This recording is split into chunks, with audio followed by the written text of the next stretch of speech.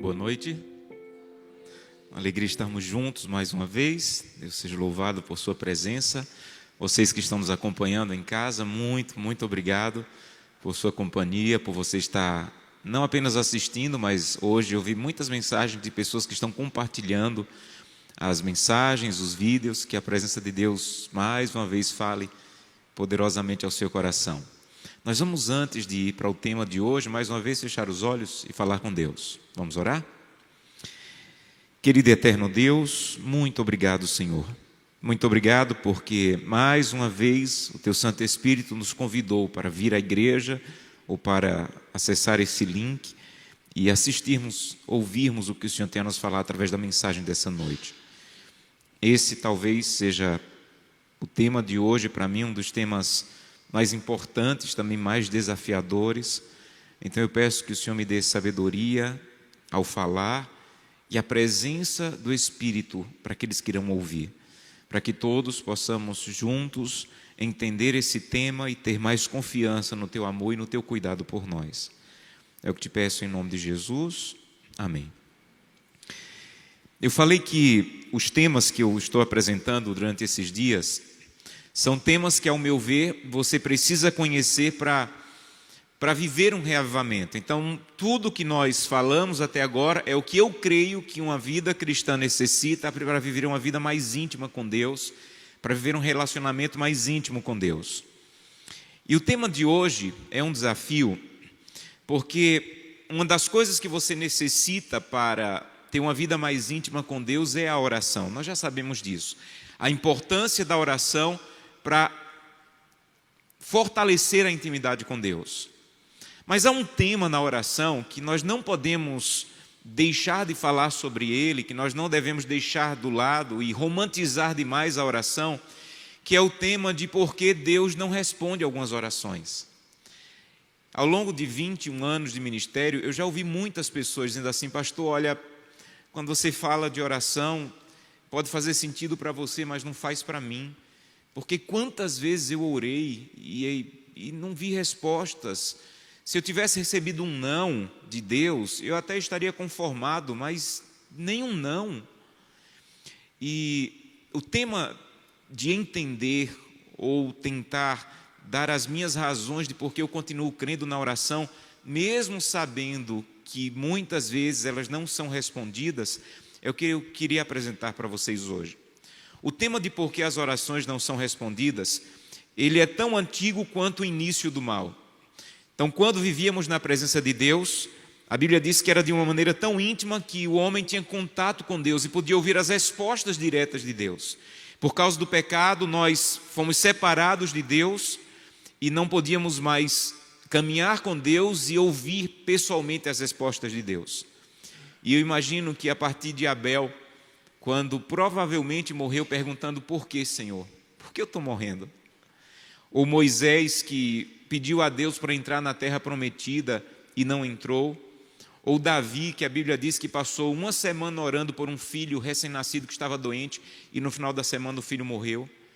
Há várias histórias na Bíblia de pessoas que tiveram que se deparar com um Deus que não respondeu às orações.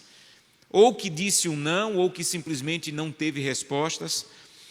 Pessoas que não receberam simplesmente um não, mas simplesmente não tiveram respostas, é uma coisa recorrente na vida de oração. E se você não se deparar com esse tema, em algum momento você pode, num momento de necessidade, perder a confiança na oração. Na década de 80, o pastor Bulhão escreveu um livro extraordinário e pregou, e em um dos sermões dele, do livro, ele dizia que Deus sempre responde. Ele responde com sim, com não ou com espere um pouco. Isso é verdade, eu creio nisso, mas isso é fácil de ouvir quando Deus responde com sim. Quando Deus diz não ou espere um pouco, não é tão fácil acreditar nisso. Madre Teresa, ela trocava cartas com um padre e ela começou a questionar a oração na sinceridade dela, na conversa com o padre, e em uma das cartas ela disse: nem lá no fundo há alguma coisa no meu relacionamento com Deus, além do vazio e da escuridão. eu não tenho mais fé nenhuma na oração.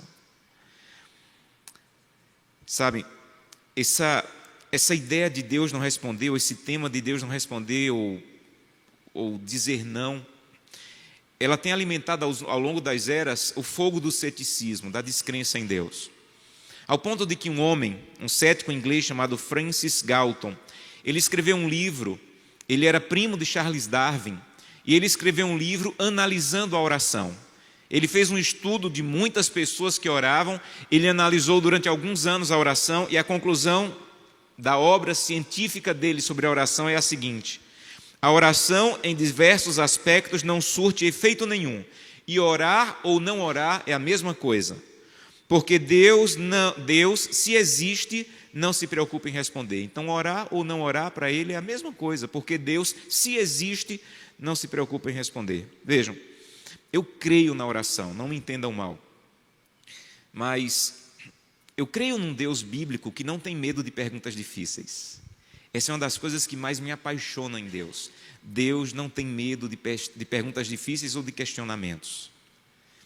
Às vezes a gente romantiza um pouco a Bíblia, mas quando você vai para a real da Bíblia, um dia Jesus tinha 3 amigos, Marta, Maria e Lázaro.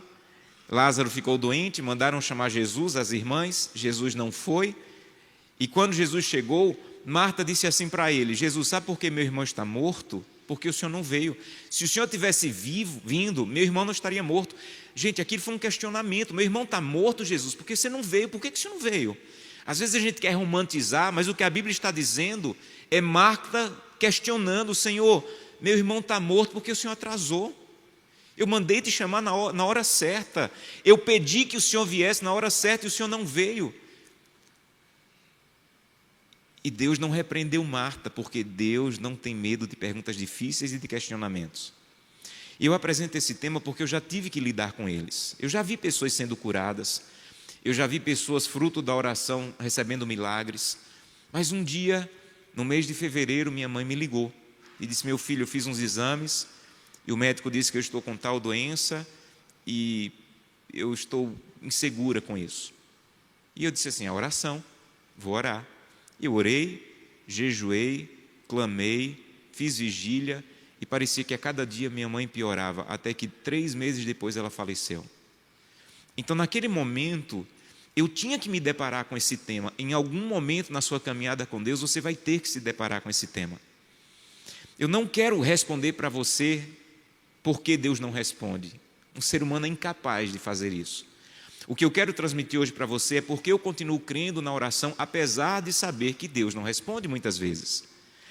O que eu quero apresentar para vocês é porque eu decidi pelo caminho da crença e não do ceticismo, mesmo quando Deus não respondeu uma oração que para mim era tão importante sobre a cura da minha mãe. Então, céticos e cristãos passam por desafio da fé. Por que um resolve continuar crendo e outro vai para a dúvida? Se céticos e cristãos passam por dúvidas, problemas, como eu preguei ontem, tempestades, por que um escolhe o caminho da crença e outro escolhe o caminho do ceticismo? Então, é isso que eu quero falar com vocês. Não é explicar por que Deus não responde, mas compartilhar com vocês por que eu continuo crendo num Deus que muitas vezes não responde. E eu quero apresentar para vocês os 5 argumentos que eu tenho para mim, tá bom? Então, esse sermão aqui um dia, essas palavras aqui um dia eu escrevi para mim, e que talvez ajude você. A primeira coisa de por que eu escolhi o caminho da crença em relação à oração, no lugar do caminho do ceticismo, como primo de Charles Darwin, é porque eu creio que, apesar da ausência de resposta de Deus me trazer dúvidas, as respostas que recebo devem gerar em mim uma crença num Deus real. Então, tem pessoas que elas, quando Deus não responde, elas dizem assim: Deus não me ama, Deus não existe, Deus não responde. E quando alguma coisa boa acontece, ela diz: foi o acaso ou foi a sorte? Então, eu parei de pensar assim. É claro que tem muitas vezes que eu oro e Deus não me responde, e eu questiono, mas às vezes que recebo resposta, fortalece a minha fé. Então, não haja de maneira que, quando alguma coisa acontece, foi o acaso, e quando alguma coisa não acontece, é porque Deus não respondeu. Quando alguma coisa acontece é porque eu tive sorte. Quando alguma coisa não acontece é porque Deus não cuida de mim. Nós temos a mente muito larga para a desgraça e muito curta para bênçãos. Esse é o problema. Havia um homem chamado George Miller, que ele tinha como princípio de vida ver a providência de Deus nos pequenos detalhes. Ele via a providência de Deus nos pequenos detalhes. Ele tinha cadernos que ele foi colecionando ao largo da vida, que ele escrevia as respostas de Deus. E no final ele tinha 50 mil respostas de Deus ao longo da sua vida. Às vezes, quando Deus não nos responde, a gente leva isso para o túmulo. Deus não me respondeu. Mas quando coisas boas, até pequenas, acontecem, a gente não percebe o agir de Deus ali. Um dia, Miller, ele tinha um orfanato e ele cuidava daquelas crianças. Ele foi abrindo orfanatos e chegou um dia que ele não tinha pão e leite, não tinha nada para as crianças. E ele reuniu as crianças para orar, para pedir a bênção sobre o alimento que ele não tinha. Quando ele terminou a oração, alguém tocou na campainha e disse assim: olha, hoje eu me atrasei, eu entrego leite aqui na cidade, mas me atrasei, não vai dar tempo, e eu achei que você estava precisando e trouxe. Quando essa pessoa saiu, o padeiro entrou, tocou na porta e disse assim: olha, eu fiz mais pão do que necessário hoje e vim trazer para você. E ele já, de tanta confiança que ele tinha em Deus, de não achar que a vida dele era guiada pelo acaso, ele resolveu agradecer antes. E ele anotava isso no caderninho dele. Um dia ele estava de mudança e um navio estava fazendo a mudança dele. E quando tudo já estava no navio, ele morava um pouco distante ali do porto, ele percebeu que a cadeira de balanço onde ele orava não estava entre as coisas. E ele disse para o dono do navio: nós não podemos ir agora, eu tenho que buscar minha cadeira. E ele disse: eu não posso esperar. Nós não temos como esperar. Até você ir buscar a cadeira, você vai ter que ir com a mudança sem a cadeira. Ele disse: mas essa é a minha cadeira de oração. E ele disse: infelizmente eu não tenho como esperar. Ele disse: então eu já sei o que vou fazer, eu vou orar. E ele se ajoelhou, e quando ele orou, alguém saiu gritando lá do mato: Senhor Miller, a sua cadeira, o senhor esqueceu. E ele anotava essas coisas. Há alguns anos eu comecei a ter esse costume. Quando você perde uma chave e você diz: santo Deus, eu estou tão atrasado, eu queria encontrar a chave, e ela parece que do nada surgiu, anota. Sabe por quê? Porque isso vai te ajudar um dia. Ver as evidências do cuidado de Deus, ver as evidências de Deus.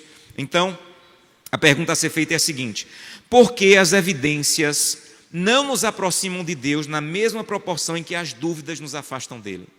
Por que as evidências das respostas de Deus não nos aproximam de Deus na mesma proporção que as não respostas de Deus nos afastam dele? Sabe, a grande tragédia é que o inimigo de Deus, ele nos leva a crer nas dúvidas e duvidar das crenças. Deixa eu explicar.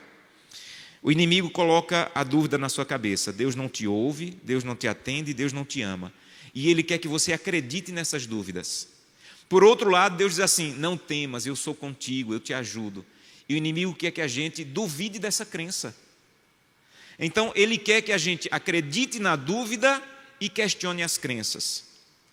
Nós devemos crer nas evidências que Deus já nos deu do nosso cuidado e questionar as dúvidas quando nós não temos respostas. É isso que eu estou tentando fazer. Eu me apego às evidências e eu questiono as dúvidas. E nesse meu caderno, quando alguma coisa acontece que eu não achei que foi legal, que eu achei que Deus poderia ter feito de outro jeito, eu pego o caderno e eu leio lá, em 2014, olha o que Deus fez. Será que o Deus que cuidou de mim em 2014 me esqueceu agora? E esse caderno tem me ajudado, meu caderno de oração tem me ajudado a crer num Deus que já me respondeu. E quando Ele não responde, não é porque Ele não me ama, Ele já me deu evidências do cuidado dEle. A segunda coisa que me ajuda é que eu decidi crer que Deus tem propósitos desconhecidos por trás do silêncio ou das respostas negativas. Deus tem propósitos que eu não conheço por trás do silêncio de Deus ou das respostas negativas. Por exemplo, se alguém perguntar: olha, por que Deus não atendeu a oração de Jesus no Getsêmani? Como ele disse: Senhor, passa de mim esse cálice. Aí você vai dizer: porque Deus tinha um propósito maior, que era nos salvar. Por que Deus não atendeu a oração de Marta e Maria quando elas pediram para Jesus vir curar o irmão delas. Aí você vai dizer, é porque Deus tinha um propósito maior, que era ressuscitar o irmão delas. Faça com que isso seja verdade na sua vida também. Porque Deus não respondeu. Creia que Deus tem propósitos desconhecidos maior do que a sua capacidade mental. Então, às vezes nós não entendemos que há propósitos por trás da resposta negativa de Deus ou da não resposta. E que, biblicamente, uma das coisas mais fortes da oração é me levar a confiar, a ter uma confiança mais madura em Deus, inclusive as respostas negativas. As respostas negativas, elas servem, ou a demora nas respostas de Deus, elas servem para que a minha confiança em Deus seja mais madura. Você pode perguntar, pastor, como é que a resposta negativa de Deus me leva a ter uma confiança mais madura? Deixa eu te explicar com ilustração.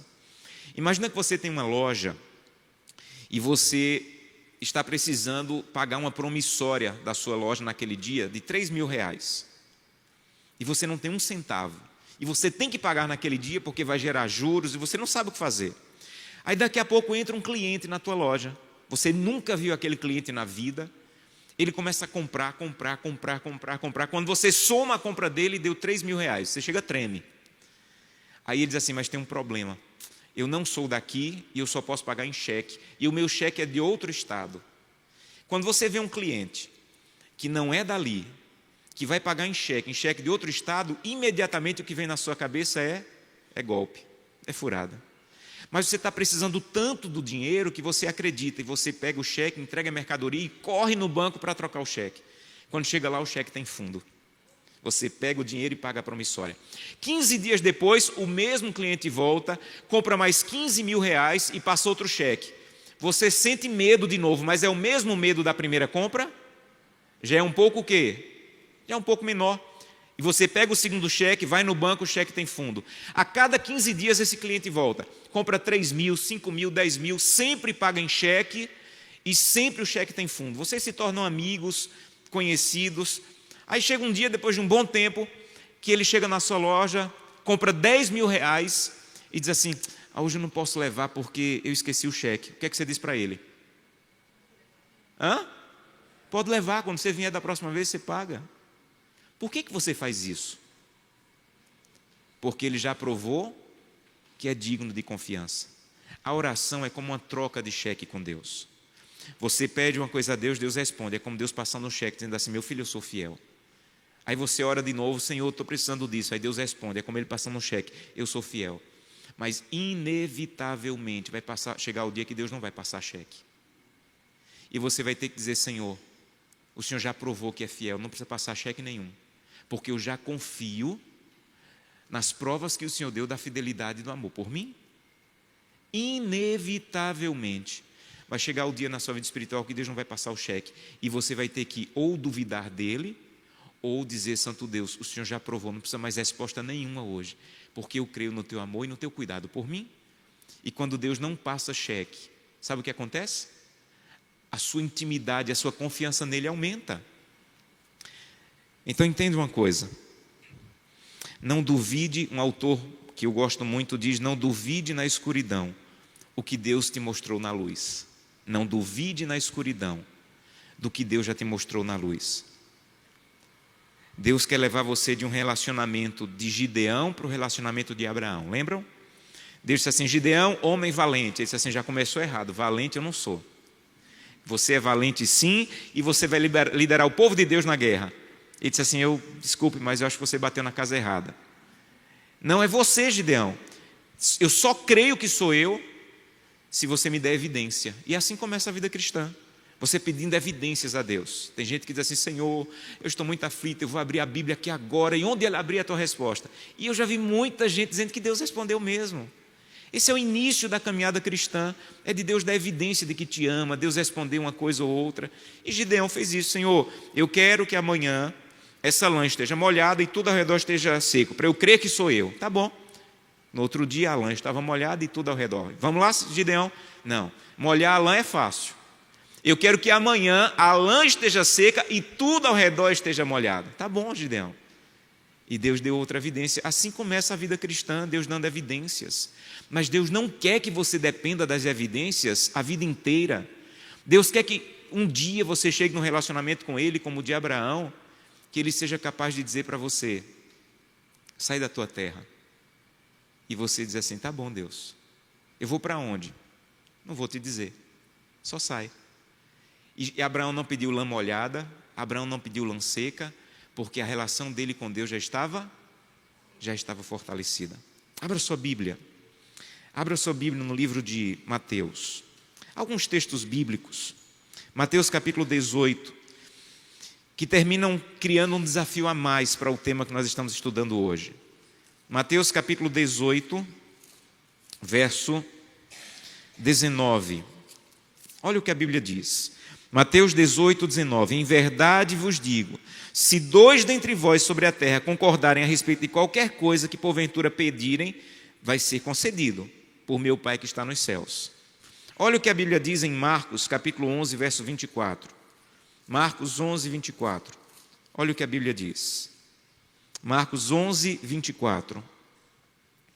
Por isso vos digo, que tudo que em oração pedides, crendo que recebeste, será assim convosco. Olha o que diz Lucas 11. Lucas capítulo 11, verso 9 e 10. Lucas 11, 9 e 10. Qual dentre vós é o pai? Não, Lucas 11, 9 e 10. Por isso vos digo, pedi e dar-se-vos-á, buscai e achareis, batei e abrir-se-vos-á. Pois todo o que pede recebe, o que busca encontra, e a quem bater, abrir-se-lhe-á. E João 14, 14. João 14, 14. Que diz assim: se você me pedir alguma coisa em meu nome, eu o farei. Gente, quando você se depara com esses textos, ou você compreende esses textos, ou você para de crer na oração. Vamos ser sinceros, Deus não tem medo de gente sincera. Porque parece que o texto está dizendo assim: pode me pedir, eu vou fazer. Se 2 vocês pedirem, eu vou concordar e vou fazer. O que você me pedir, peça crendo e eu vou te dar. E a pergunta é: por que eu não tenho ainda, Senhor? Por que eu já orei por meu casamento e está desse jeito? Por que eu já orei para o meu filho voltar para a igreja e ele ainda não voltou?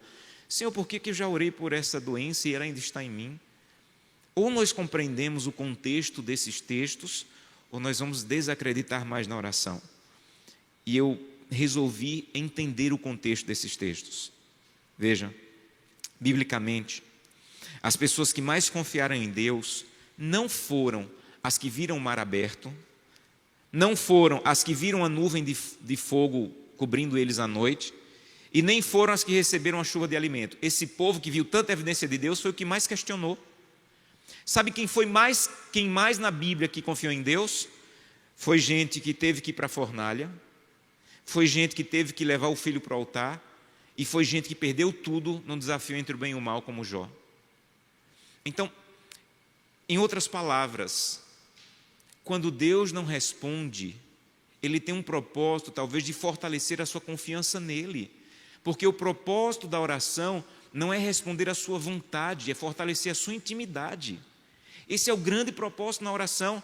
E se para fortalecer a tua intimidade, Deus tiver que permitir que você não ouça ou não tenha respostas, Ele vai permitir. Se Deus tiver que permitir que você diga: Santo Deus, eu não queria entrar na fornalha. E Deus disse assim: mas você vai ter que entrar. E isso fortaleça a tua intimidade, Ele vai permitir que você entre na fornalha, por mais que você queira fugir da fornalha. Se Deus tiver que permitir que para fortalecer a tua intimidade, você tem que derramar lágrimas, não se engane, Ele vai permitir, porque o que Ele quer de verdade não é te dar um pirulito. O que Ele quer de verdade é te dar um novo caráter. Então, eu decidi, e esse é o terceiro ponto, eu decidi que se toda vez que eu orasse, Deus me respondesse do jeito que eu quero e na hora que eu quero, eu ia parar de orar. Vou repetir. Se eu orasse e toda vez Deus me respondesse do jeito que eu quero e da maneira como eu pedi e na hora que eu pedi, eu ia parar de orar. Sabe por quê? Porque se fosse assim, seria a sua sabedoria finita que seria o critério para as respostas da oração. E eu não confio na minha sabedoria nem nos meus melhores dias. Nos meus melhores dias, eu não confio na minha sabedoria. Então Deus não usa como critério para responder às orações a sua sabedoria, Deus usa como critério a sabedoria dele. Eu não teria confiança em saber que minha frágil sabedoria humana seria o critério divino para respondê-las. Um dia perguntaram a Mahatma Gandhi: se fosse lhe dado o poder de fazer o que você quisesse refazer no mundo, se você tivesse o poder de refazer qualquer coisa no mundo, o que é que você faria primeiro? E ele disse: eu iria orar pedindo para abdicar desse poder. Se fosse me dado o poder de fazer qualquer coisa, eu iria abdicar desse poder, porque eu não posso usar a minha sabedoria como critério para fazer qualquer coisa. Então, quando a Bíblia afirma que tudo o que pedimos vai se realizar, devemos ter em vista que é o tudo que estiverem conforme ao propósito, sabedoria e promessas de Deus. Então, esses textos da Bíblia estão corretos. Eles não estão dizendo Deus vai atender, Deus vai responder, mas não é de acordo com a tua sabedoria, é de acordo com a sabedoria de Deus. Livro Caminho a Cristo, leia esse livro, leia esse livro. Esse é um dos poucos livros que eu nunca paro de ler, eu termino e começo. Página 11, Ellen White diz assim: nós somos tão falíveis e curtos de vista que às vezes pedimos coisas que não seriam a bênção para nós. E nosso Pai Celestial amorosamente nos atende às orações, dando aquilo que Ele sabe que é para o nosso maior bem, aquilo que nós mesmos desejaríamos se tivéssemos a mente iluminada e divina. Deus, nunca esqueça disso, ela diz: Deus é muito sábio para errar e bom demais para reter algum benefício que seja para você o melhor. Deus é muito sábio para errar e Ele é muito bom. Sabe o que Ele está dizendo de verdade? Sendo Deus completamente bom, Ele sabe o que é melhor para você. E sendo Deus completamente sábio, Ele sabe em que momento dar o que é melhor para você.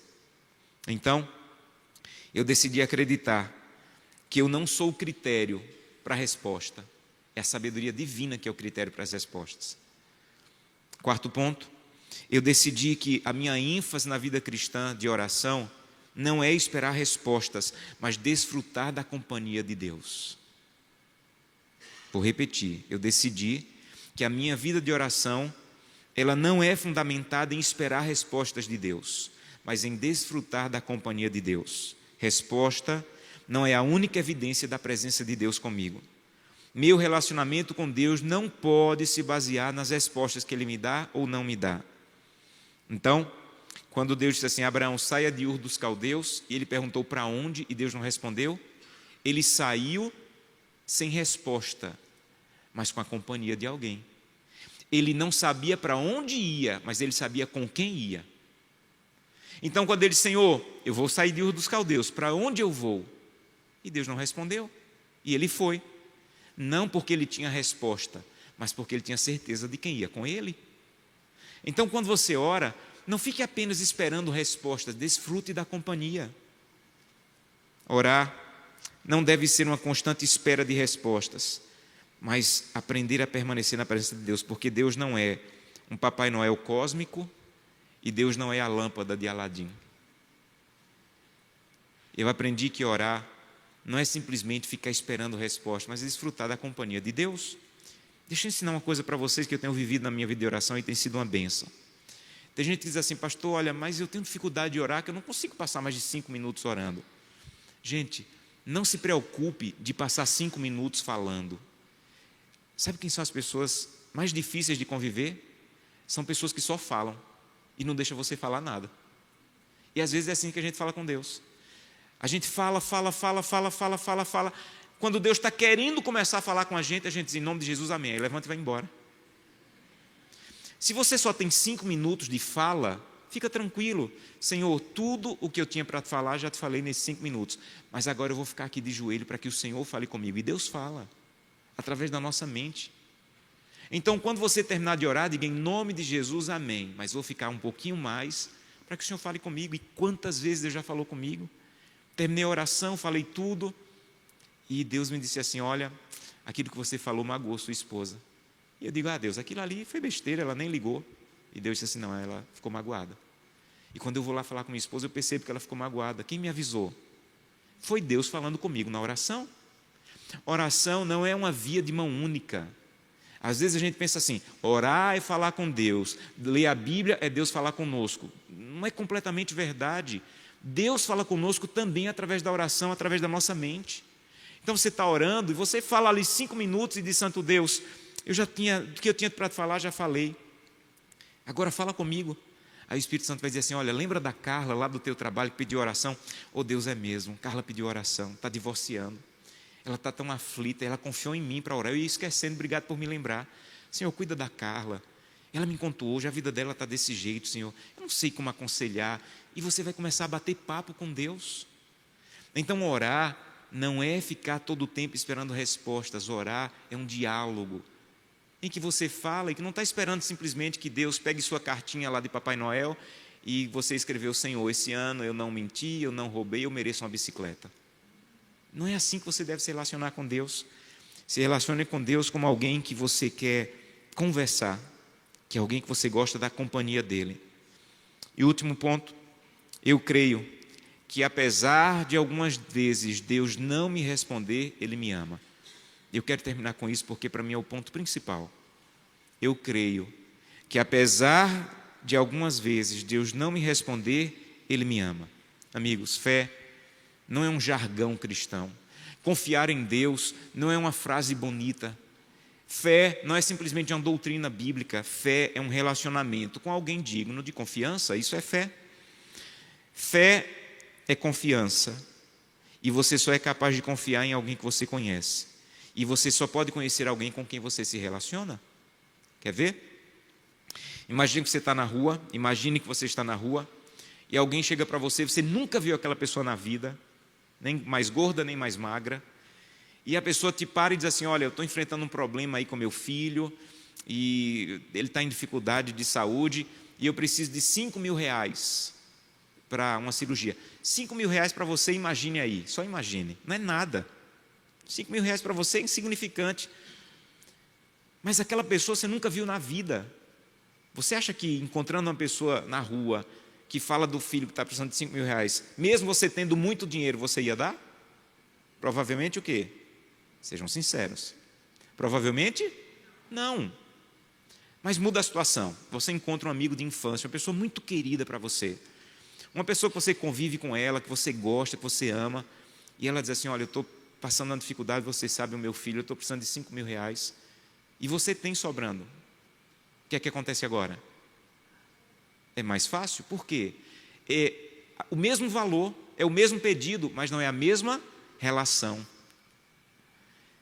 Quanto mais você se relaciona com Deus, mais você conhece a Deus, e quanto mais você conhece, mais você confia. Isso é fé.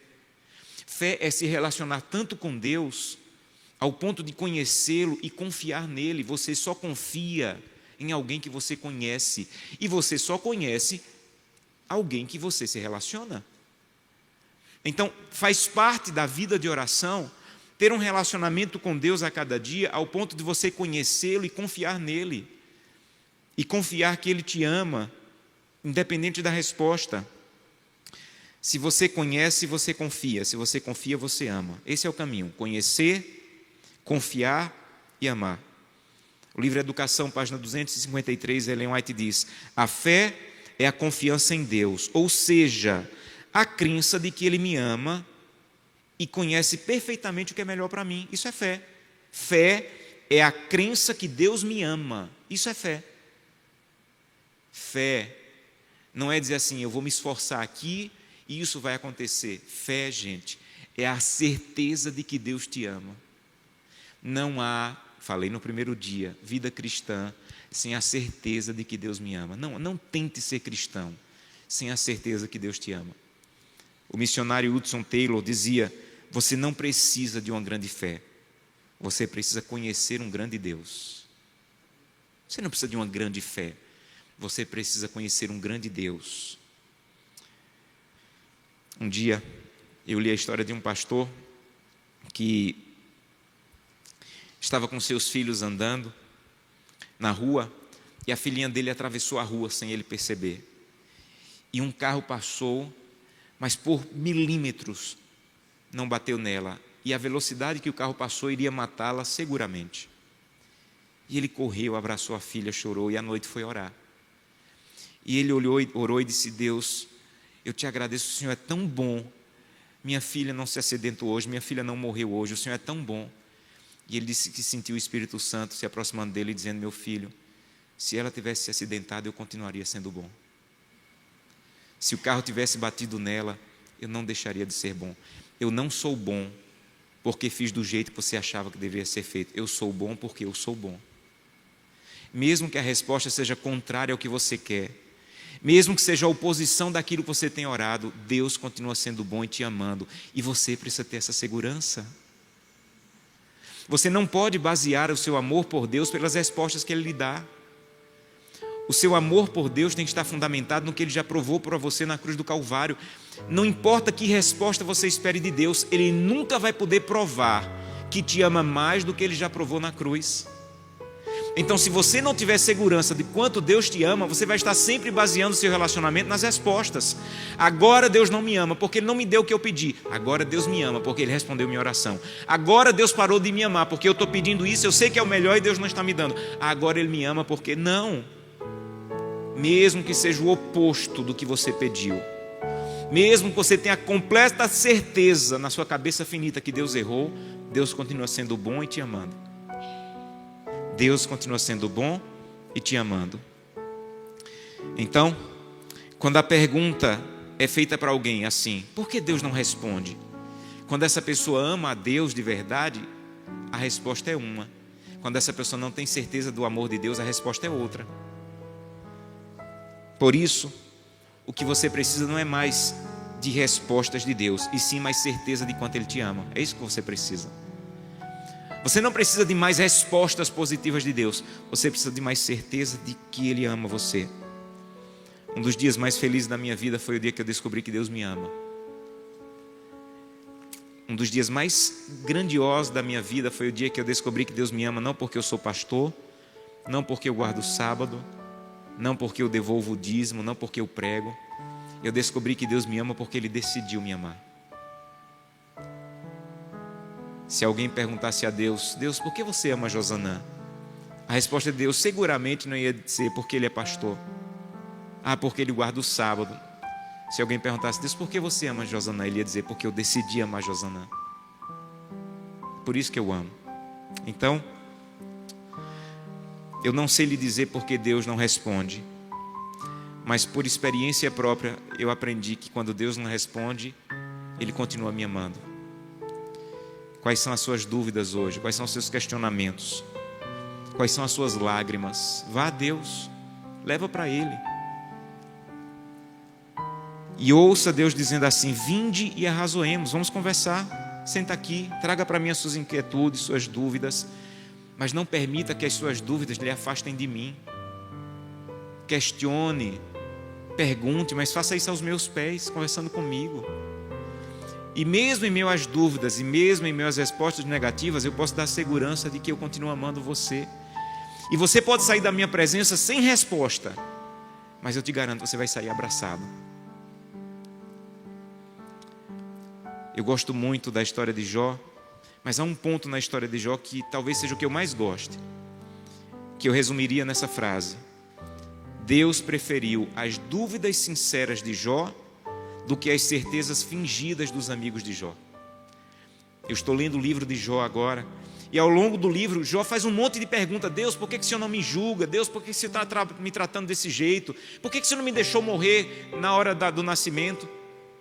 Deus preferiu os questionamentos sinceros de Jó do que as certezas fingidas, porque os amigos de Jó são cheios de certeza. Não, Deus é bom, tenha segurança, é você que é pecador. Eles tinham muitas certezas. No final do livro, Deus diz assim: eu gostei da resposta de Jó, mas não gostei da de vocês.